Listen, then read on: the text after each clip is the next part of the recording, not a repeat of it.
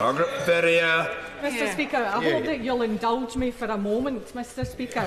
When I took my oath, you told me that my voice would be heard in this chamber, and you've kept your word. You've been a champion for backbenchers, and I thank you for that. At the start of this week, the EU27 firmed up their Brexit negotiation guidelines, inserting a new paragraph stating that, and I quote, "Any future framework should safeguard financial stability in the Union and respect its regulatory and supervisory standards, regime and application."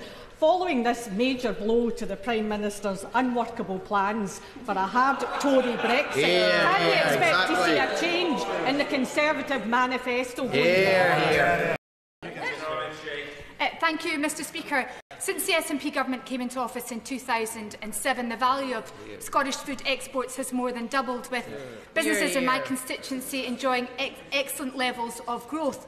What impact assessment has his department carried out on the impact of Brexit on such excellent growth, or is it simply a fingers crossed approach? Because this morning, Mr Speaker, at 9:21 a.m, I received a response from the Scotland office in relation to a question I posed to the Secretary of State for Scotland, and we now know that the Scotland office has not made any assessment of the impact of Brexit on Scottish trade. Patrick Grady. Mr Speaker, can the Secretary of State name one power or policy area that he can definitely guarantee will be devolved to the Scottish Parliament in the event of Brexit? All the ones they currently have, for a start, and some more. Stephen Gethins.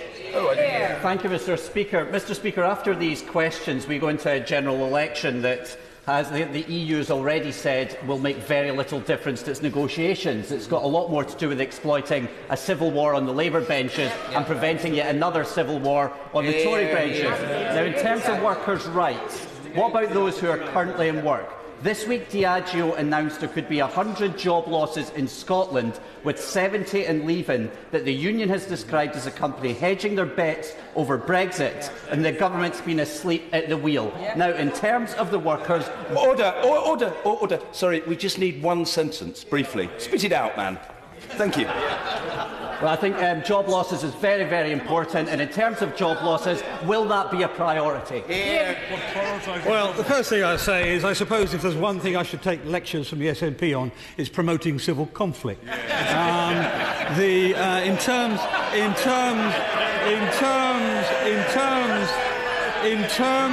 terms of the question he put, is our priority the promotion of the economy? The answer is yes. Speaker, the reason why the SNP is outpolling the Tories so highly is we are united in getting behind workers' rights and getting a decent deal in Europe. Now, the Secretary of State has put aside these negotiations for narrow political benefit that he won't have in Scotland. What is he going to do about these threats to jobs? Bardell. Mr Speaker, what kind of deal does the Secretary of State think he's likely to get if he and his government refuses to pay their dues in Europe? Surely, Mr Speaker, negotiations are about give and take. Speaker, actually, by the Tories' logic, Scotland voted twice to remain in the European Union, because they told us that a vote in 2014 against independence was a vote to remain in the European Union. But, Mr Speaker, statutory instruments are not normally subject to legislative consent. But if there are going to be statutory instruments created as a result of the Great Repeal Bill that affect devolved areas, will the government commit to ensuring there is consent from the devolved assemblies before these take effect? Well, indeed, it is very likely, Mr Speaker, that the necessary competences will be created to allow the devolved assemblies themselves to make those statutory instruments. Thousands of my constituents work in Edinburgh's financial sector, which is the second largest in the UK.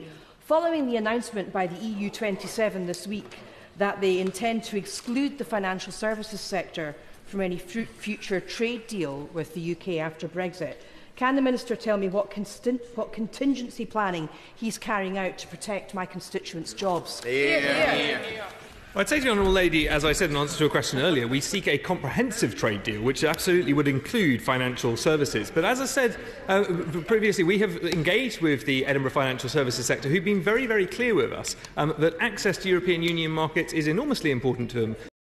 Patterson. 16, please, Mr Speaker.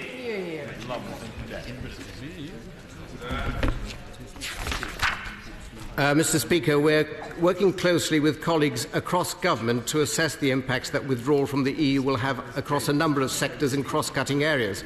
I've had meetings with a number of stakeholders from the Scottish food and drink sector, including NFU Scotland, the Scotch Whisky Association, the Scottish Fishermen's Federation and the Food and Drink Federation. Thank you, Mr. Speaker, and I'm grateful for that answer. Stirling constituency boasts many world-class food and drink companies, such as Glengoyne and Deanston Distilleries and Graham's The Family Dairy.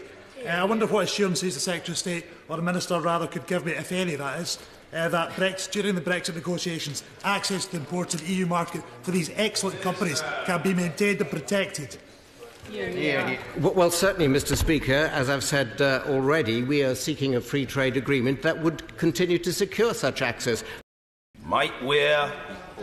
Speaker, many businesses in rural areas such as Angus have diversified in recent years into short-term holiday lets, many of which are taken by citizens of the European Union coming across at short notice for short term. There are serious concerns that once we or if we leave the EU, there could be a downturn in this. Can you give us an assurance that in any deal there is with the EU, there will remain freedom for people to come short term, and we know visa requirements requiring them to get documents before coming to the UK in short term holidays? I recognise the importance of the issue the honourable gentleman raises, and I having met with the Scottish hospitality sector during my last visit in Scotland, discussed some of these issues directly with the sector. Of course we want to ensure that visitors from Europe can continue to come to the UK and spend their money here, and we have the best access for tourists in both directions, and that will be a subject for the negotiations to come.